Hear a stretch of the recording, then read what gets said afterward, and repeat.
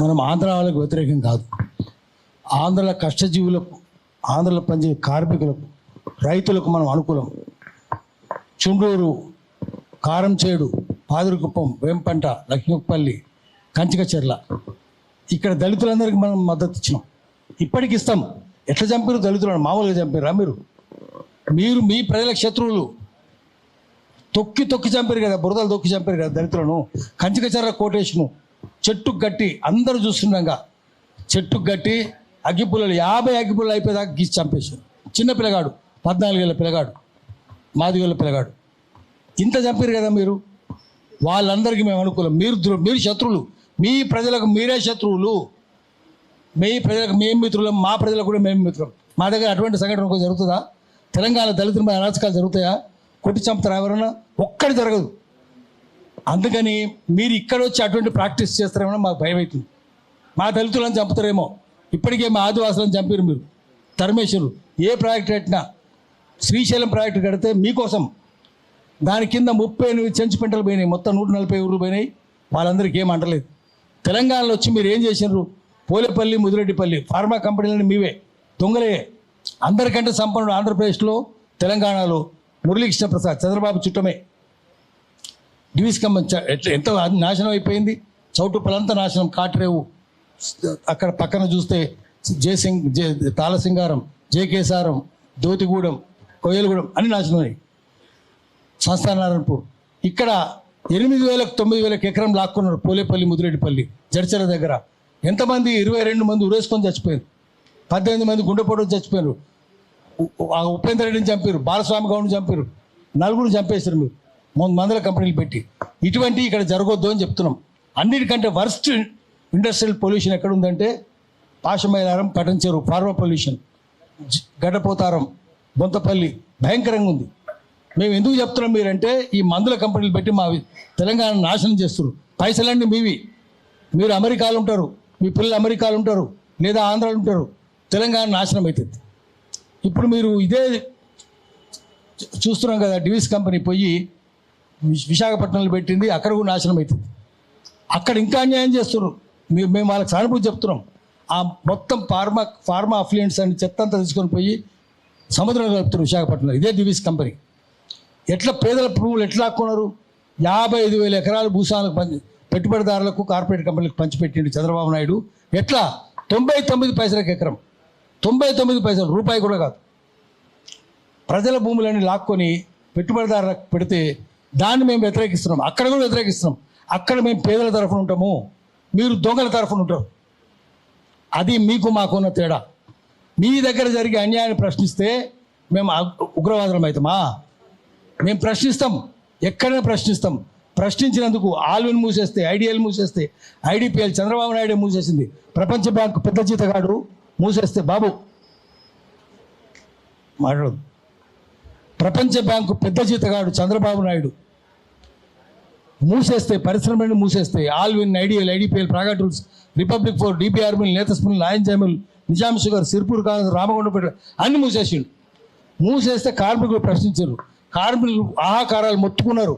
వాళ్ళ తరఫున గద్దరు పోయినందుకు, బెల్లెలత పోయినందుకు, ఇక్కిరి సిద్ధులు, ముక్కా కరుణాకరు, శ్రీరాములు యాదవ్, ఆజమలి వీళ్ళందరూ పోతే 18 మందిని భువనగిరిలో చంపేసి కార్మికుల తరఫున నిల్చుంటే. అంటే పేదోళ్ళ ఆర్తనాదాలు విని వాళ్ళకి సంఘీభావం చెప్తే ఉగ్రవాది అయిపోతుంది. ఇప్పుడు ఉగ్రవాది అంటే అదే, పేదల తరఫున నిల్చుంటే ఉగ్రవాది. అది మీ నిర్వచనం. పవన్ కళ్యాణ్ ఏమైనా చదువు ఉందా? పవన్ కళ్యాణ్కు శీలం ఉందా? సంస్కారం ఉందా? చదువు ఉందా?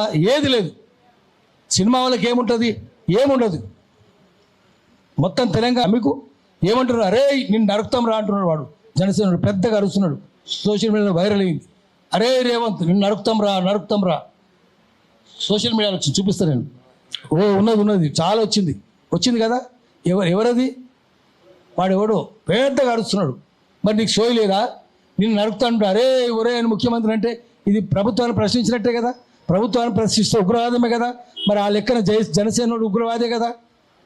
నువ్వు ప్రభుత్వాన్ని ప్రశ్నిస్తేనే ఉగ్రవాదం అయితే నరుకుతంటే ఎంత పెద్ద ఉగ్రవాదం? మరి బలిస్తారా? రే రేవంత్ రెడ్డిని బలిస్తారా పెద్దగా అంటున్నాడు. వాడు బలుపుతోడు అంటున్నాడు, వాడు బలిసిండు కాబట్టి బలిస్తా అంటున్నాడు. మరి అట్లా ఉన్నప్పుడు మరి రామచంద్రరావుని అడగాలి, గల్లాబట్టి అడగాలి, అది ఉగ్రవాదమా కాదా? నీకు తెలివి ఉందా రామచంద్రరావుకు? అడగాలి కదా. రఘునందన్ రావుని అడుగుదాం. ముఖ్యమంత్రిని బలిస్తానంటే అరే ఒరే ముఖ్యమంత్రి, అరే రేవంత్ రెడ్డి అంటుంటే అంటే తెలంగాణ ఉండొచ్చు. అంటే నేను చెప్పేది ఏమంటే, మనము ఇక్కడ తెలంగాణలో బీజేపీ రేవంత్ రెడ్డికి మద్దతు ఇచ్చి రేవంత్ రెడ్డి ద్వారా పవన్ కళ్యాణ్ తీసుకొస్తారంటే బీజేపీ ఆత్మహత్య చేసుకుంటుంది. రాజకీయాల హత్యలు ఉంటాయి, ఆత్మహత్యలు ఉంటాయి.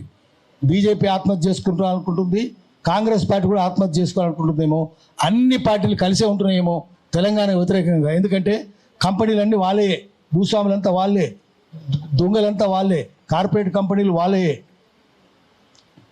అందుకని వాళ్ళంతా కలిసే ఉన్నారు. మనం ఇప్పుడు మనం కలవాలి. తెలంగాణ రాలేదు. ఒక చిన్న మాట చెప్పి ఆపేస్తాను నేను. తెలంగాణ అయితే ఈ 12 ఏళ్ళ తెలంగాణ నేను చూస్తలేను. మళ్ళీ అంత వాళ్ళ పరిపాలన నడుస్తుంది. అన్ని వాళ్ళే, సినిమాలు కూడా వాళ్ళే, అన్ని వాళ్ళే. ఏమన్నా ఉందా? మారిందా ఏమన్నా? నదులు అక్కడనే బారుతున్నాయి, నిధులు అక్కడనే బారుతున్నాయి, నియామకాలు అక్కడనే బారుతున్నాయి, అంతా వాళ్ళే ఉన్నారు.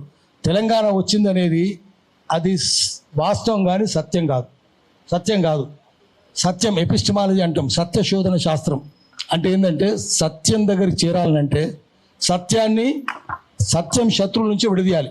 సత్యాన్ని విడదీయాలి. ఎవరెవరు శత్రువులు సత్యానికంటే? అబద్ధం, అది మోసపూరితమైంది. అసత్యం, అమాయకం, చిన్నపిల్లలు చెప్పేది. అర్ధసత్యం, రెండింటికంటే ప్రమాదం. అది వక్రీకరణ, అదొక ప్రమాదం. అతి మేధస్సు, డీజనరేట్ మేధావి, దిగజారిన మేధావి, వాడు ఇంకా పెద్ద శత్రువు. ఎందుకంటే వాడు అసత్యాన్ని సత్యమని నమ్మిస్తాడు, సత్యాన్ని అసత్యమని నమ్మిస్తాడు. చూస్తున్నాం కదా. నేనే తెలంగాణ తెచ్చినని చెప్పే ఎక్కడ చెప్పిండు, ఆ బెల్లి వెళ్తే పేరు ఇక్కడ సిద్ధులు ముక్క కరుణాగర్ ఎవరు చెప్పలే. పేరుగాడు పోయి నమ్మిస్తాడు నేనే పులిని చంపినాను. అది ఇక fact is worst enemy of the truth. వాస్తవం అనేది సత్యానికి అన్నిటికంటే పెద్ద ప్రమాదకరమైన శత్రువు.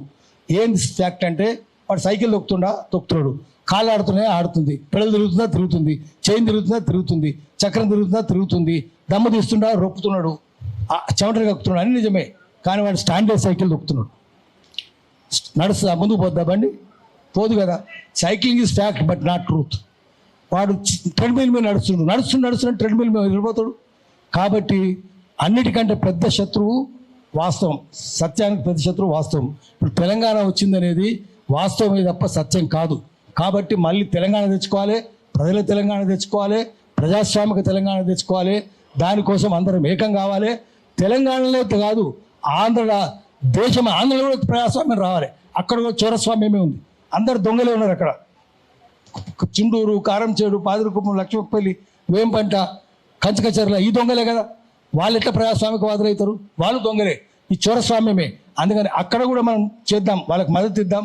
అక్కడ పేదలకు మద్దతు ఇద్దాం, అక్కడ ఆదివాసులకు మద్దతు ఇద్దాం, ఇక్కడ దళితులకు మద్దతు ఇద్దాం, కష్టజీవులకు, గ్రామీణాల్లో పనిచేసే వాళ్ళకు, చేతివృత్తులకి అందరికి మద్దతు ఇద్దాం. మన దగ్గర కూడా ప్రజాస్వామ్యం తెచ్చుకుందాం. ఆంధ్రలో కూడా ప్రజాస్వామ్యం రావడానికి మనం ప్రయత్నం చేద్దాము. దానికోసం అన్ని శక్తులు ఏకం చేద్దాం.